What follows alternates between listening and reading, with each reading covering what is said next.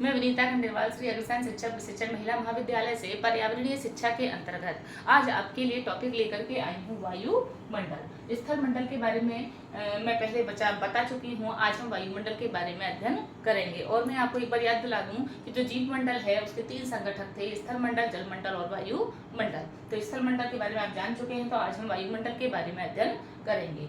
जो वायुमंडल है वह विभिन्न गैसों का सम्मिश्रण है जो पृथ्वी के चारों ओर एक घेरा बनाए हुए रहता है। पृथ्वी के चारों ओर घेरा बनाए रहने का कारण उसका पृथ्वी का जो गुरुत्वाकर्षण बल है उसकी वजह से वह घेरा जो है वह टिका रहता है। यदि समुद्र तल से इसकी ऊंचाई देखें तो 16 से 24,000 किलोमीटर 24,000 किलोमीटर के एरिया में वायुमंडल उपस्थित होता है। वायुमंडल का लगभग 97% भाग जो होता है या प्रभावी वायुमंडल का जो क्षेत्र है वो 24,000 किलोमीटर के दायरे में आता है। वायुमंडल में हमने कहा कि इसमें वायु गैसों का मिश्रण होता है। तो वायुमंडल के अगर तत्वों के बारे में बात करें तो इसमें मुख्य रूप से गैसें रहती हैं, दूसरी इसमें जलवाष्प उपस्थित होती है, जल वाष्प उपस्थित रहती है, और तीसरी अगर हम बात करें तो इसमें घुलित कण उपस्थित होते हैं। सबकी अपनी महत्वपूर्ण भूमिका होती है, घुलित कण उपस्थित होते हैं। तो गैसों की बात करें तो सबसे पहली जो गैस हमारे लिए प्राणवायु के हम रूप में हम जानते हैं वह ऑक्सीजन गैस होती है। उसके अतिरिक्त और भी अन्य गैसें होती हैं। इसमें एक और अन्य मुख्य गैस है ओजोन गैस। ओजोन गैस जो पृथ्वी के और सूर्य के मध्य में एक रक्षा कवच के रूप में कार्य करती है। किस रूप में? रक्षा कवच के रूप में कार्य करती है, क्योंकि सूर्य से आने वाली जो अल्ट्रावायलेट रेंज है, पराबैंगनी विकिरण जिनको हम कहते हैं, ये रेंज जो होती है, ये जो विकिरणें होती हैं, ये मनुष्य को, जीवों को, पेड़ पौधों को, सभी को, मनुष्य, पेड़ पौधों और जीव जंतुओं सभी को ये नुकसान करती हैं। तो ये जो ओजोन परत होती है ये इनको ऑब्जर्व कर लेती है, इन्हें पृथ्वी तक आने पर रोक देती है। यह पृथ्वी की सतह पर आने में इनके लिए बाधा का कार्य करती है। जलवाष्प की बात करें तो 0 से 5% तक, मात्र 0 से 5% तक वायुमंडल में जलवाष्प की मात्रा उपस्थित होती है।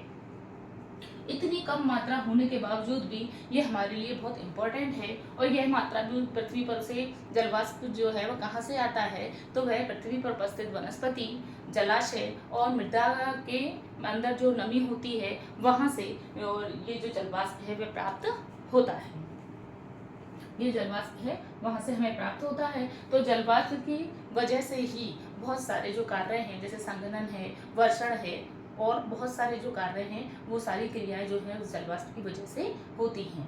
यदि भूमध्य रेखा से हम ध्रुवों की ओर जाते हैं तो जलवाष्प की मात्रा में कमी होती चली जाती है। घुलित कणों की अगर हम बात करें तो जो घुलित कण हैं उनमें धूल के कण, 2 तरह के कण से सम्मिलित होते हैं, धूल के कण और नमक के कण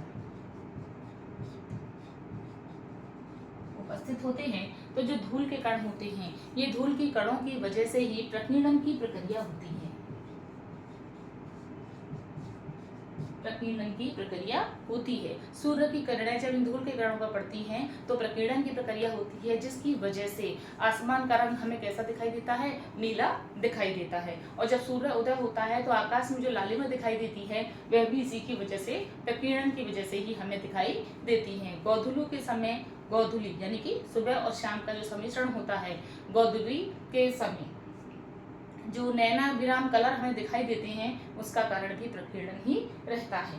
नमक के कण, नमक के कण जो होते हैं वे आर्द्रता ग्राही होते हैं, जिसकी वजह से जल की बूंदों का निर्माण होता है, हिमपात होता है, ओले होते हैं और बहुत सारे जो प्रकृति में दिखाई जाने वाली जो प्रभावी क्रियाएं होती हैं वो इनके माध्यम से संपन्न होती हैं। तो इस प्रकार वायुमंडल के लिए आज इतना ही। धन्यवाद।